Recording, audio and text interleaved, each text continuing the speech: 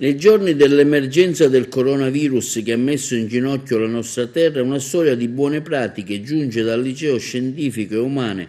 Politi di Agrigento, che tra le sue strumentazioni didattiche possiede un laboratorio di stampa 3D con 3 stampanti a filamento di plastica e una stampante a resina. Da alcuni servizi televisivi trasmessi sui canali nazionali si è appreso che le stampanti 3D sono in grado di creare dispositivi emergenziali per ospedali ed enti impegnati in prima linea nella lotta al Covid. Da qui l'idea del professor Michelangelo Macaluso di reperire informazioni su come contribuire a questa emergenza e alla successiva collaborazione con airfactories.org, che si occupa di mettere in rete i possessori di stampanti 3D e di raccogliere le richieste di aiuto degli ospedali e degli operatori sanitari.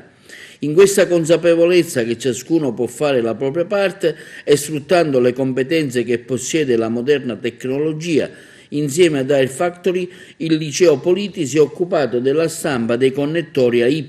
indispensabili per connettere 2 malati allo stesso ventilatore polmonare, richiesti dall'Università di Messina, 600 pezzi di cui 60 stampati da noi, e visiere per l'ospedale di Sciacca, 60 pezzi di cui 20 stampati da noi.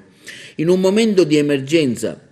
come questo, commenta il dirigente scolastico Santa Ferrandelli, ci sentiamo di dovere e voler dare anche noi il contributo concreto, supportando queste iniziative di solidarietà raccolte in rete